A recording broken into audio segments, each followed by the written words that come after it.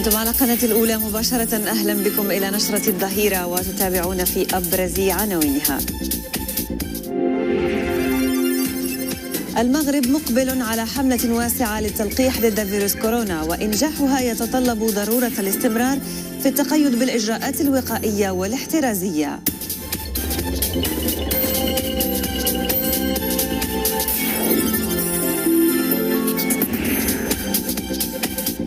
إلى منطقة عبدة سنأخذكم للحديث عن الموسم الفلاحي، خاصة منتجو البذور والقطاني. الفلاحون يستبشرون خيرا بأمطار الغيث الأخيرة.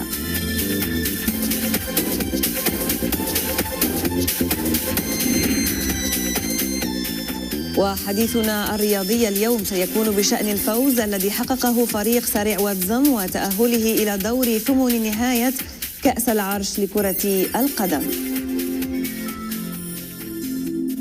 نستهل النشر بالحالة الجوية ببلادنا، والتي تتميز عامة بطقس بارد بكل من المرتفعات والمنطقة الشرقية والجنوب الشرقي والسايس والهضاب العليا، وبارد نوعا ما بالسهول الشمالية مع تكون صقيع أو جريحة. وستتراوح درجات الحرارة الدنيا ما بين -7 و-2 بالمرتفعات، وما بين -1 و5 درجات بالمنطقة الشرقية والسايس والسهول الداخلية الشمالية والسفوح الجنوبية الشرقية وهضاب الفوسفات وولماس، وما بين 5 و11 درجة بالسواحل الشمالية والوسطى والواجهة المتوسطية ومنطقة سوس، وما بين 10 و15 درجة بالأقاليم الجنوبية. وبشأن مقاييس التساقطات المطرية المسجلة من طرف المديرية العامة للأرصاد الجوية من الساعة 6 من صباح أمس السبت إلى غاية الساعة 6 من صباح اليوم الأحد، فقد عرفت إفران تساقطات بلغت 9 ملم، المحمدية 7 ملم، الدار البيضاء أنفا 6 ملم، القنيطرة والرباط سلا وسطات وفاس 4 ملم، بن سليمان 3.5 ملم، مكناس 3 ملم، النواصر وتازة والرباط المدينة مليمتران، وجدة والجديدة وابن ملال أقل من مليمتر. في ظل تضافر الجهود لتوفير اللقاح ضد فيروس كورونا وتمكين المغاربة من التمنيع ضد الوباء، تتواصل الدعوات إلى الاستمرار بالتقيد بالإجراءات الاحترازية أثناء حملة التلقيح. حفيظ هواري وإبراهيم الغوتي. بدأ العد التنازلي لانطلاق عملية التلقيح ببلادنا، فكل الاستعدادات شارفت على نهايتها. الوسائل اللوجستيكية من ثلاجات ومجمدات وناقلات لجرعات التلقيح جاهزة، والأطقم الصحية على أتم الاستعداد لمباشرة مهمتها الوطنية، فكل فرد منها عبر مجموع التراب الوطني سيلقح ما بين 150 و200 شخص يوميا. الدولة على وشك أنه باش يبدأ داك التلقيح اللي هو الوسيلة الوحيدة ولا اللبنة الأساسية للتصدي من انتشار هذا الفيروس. ما خصناش نتهاونوا وأنه نتخلاو على هذه الاحتياطات اللي هي كسبناها من قبل. احنا سمعنا بلا التلقيح داخل على البلاد إن شاء الله، ودي السباقية دارتها الدولة، ولكن كنتمنى الناس يواخذوا بهذا التدابير اللي كانت دايرين، التباعد، الكمامة، النظافة، وحنا الحمد لله باغي نخرجوا من هذا الوباء بأقل خسائر، وغادي تكون الامور مزيانه، والحمد لله الدوله خطات جميع الاحتياطات ديالها وخطات بزاف ديال هذا اللقاح هذا باش الناس تكون ان شاء الله في صحه جيده. 25 مليون مواطن ومواطنة وضعت الدولة رهن إشارتهم كل الوسائل اللوجستيكية والأطقم الصحية لبلوغ هدف المناعة الجماعية والخروج من الجائحة والعودة إلى الحياة الطبيعية، لكن الجميع مطالب بمواصلة الإجراءات الاحترازية إلى غاية بلوغ الهدف. ولمواصلة الحديث عن موضوع التلقيح ينضم إلينا اللحظة السيد معاذ نوري، أستاذ سابق بكليتي الطب بالرباط ومراكش. أهلا بك سيدي. شكرا جزيلا على الاستضافة، وسنة سعيدة لجميع المشاهدي قناة الأولى. شكرا لك. إذن سؤالي الأول أستاذ نوري يتعلق بمسؤولية المواطن في إنجاح الحملة الوطنية للتلقيح ضد كوفيد-19.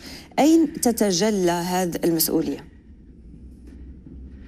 مسؤولية المواطن هو أن كل هذه العملية كلها من أجل سلامة وصحة المواطن. فمسؤولية المواطن تتجلى في انخراطه الشامل في هذه العملية بدون قيد أو شرط. المواطن يجب أن يكون مستعدا لتلقيح نفسه ولحث أقربائه وعائلته وجيرانه وكل معارفه، يجب أن يحثهم على الانخراط في هذه العملية ديال التلقيح التي ستنطلق إن شاء الله في بلادنا.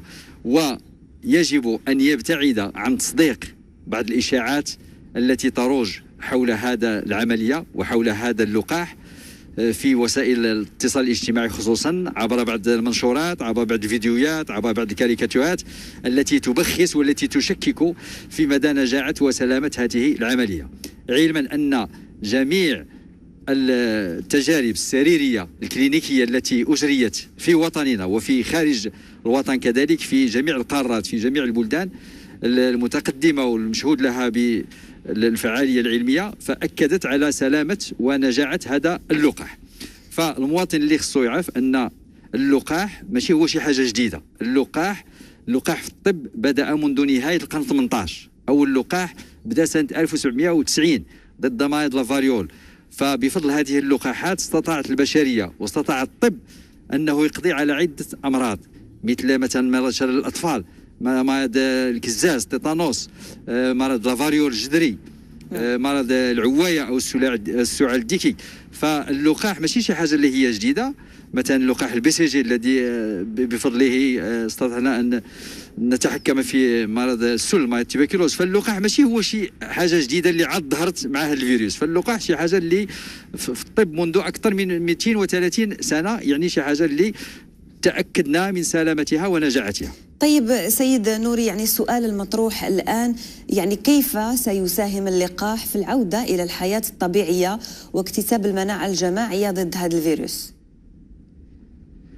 يعني لما غادي نستعمل اللقاح واللي يوصى به من طرف الخبراء هو ان اكثر من 50% من الساكنه يجب ان تتسلم هذا يعني ديال التلقيح، فهناك تكون واحد المناعه فرديه ومناعه جماعيه. فاللقاح هناك نوعان. هناك اللقاح اللي مصنوع بطريقه كلاسيكيه، يعني هذاك الفيروس اللي اناكتيفي كي يتم الشلل ديالو تشليله انه ما يبقاش معدي، ما يبقاش ضار، ويدخل في الجسم عبر حقنه ويمكن الجسم من صناعه المضادات الجسميه من طرف الليمفوسيت بي ومن طرف المضادات ومن طرف كذلك تفعيل وتنشيط المناعه الخلويه من طرف الليمفوسيت تي، لان هذاك الفيروس عنده واحد لابروتين ديالو اس في الغشاء ديالو هي اللي كتلصق في الخليه ديال جسم الانسان، مثلا في الخليه الرئويه وكتدمرها. لهذا كنشوفوا هذوك المرضى كيكون عندهم واحد النقص في ماده الاكسجين. طيب استاذ النوري، لو سمحت يعني رسالتكم للمواطنين فيما يتعلق بضروره التقيد بالاجراءات الاحترازيه اكثر من اي وقت مضى، خاصه في المرحله المقبله بعد انطلاق التلقيح. يعني كما يوصى في جميع القوانين الرسمية، فأحث المواطنين وأناشدهم على الالتزام بالتباعد الاجتماعي وبغسل اليدين وبارتداء الكمامات الواقية وعدم الاتخاء، لأن فعالية اللقاح موجودة ولكن تتطلب بعض الوقت باش هذاك ملي كنديروا اللقاح في جسم الإنسان يتطلب بعض الوقت باش الجسم يصنع المضادات الجسمية ويصنع كذلك الليمفوسيت تي، يعني المناعة الخلوية كذلك. فالتباعد الاجتماعي ضروري، واللقاح كذلك يجب الالتزام به ويجب الانخراط في هذه العملية، خصوصا أن الأرقام مثلا أمس البارحة يوم السبت فأكثر من 500 ألف حالة في العالم وأكثر من 8000 وفاة. فهذا يدل على أن الخطر مازال محدق بنا ومازال محدق بالبشرية. السيد معاذ نوري، أستاذ سابق بكليتي الطب بالرباط ومراكش، شكرا على مساهمتك معنا ضمن هذه النشرة. كنت معنا مباشرة من مدينة وجدة. وبخصوص أحدث المعطيات حول الحالة الوبائية ببلادنا، تم أمس تسجيل 1171 إصابة جديدة بفيروس كورونا المستجد و2530 حالة شفاء و27 حالة وفاة. ويبلغ مجموع الحالات النشطة التي تتلقى العلاج حاليا 22,521 حالة. أما عدد الحالات الخطيرة أو الحرجة بأقسام الإنعاش والعناية المركزة فبلغ 1104 حالات، 88 حالة منها تحت التنفس الاصطناعي الاختراقي.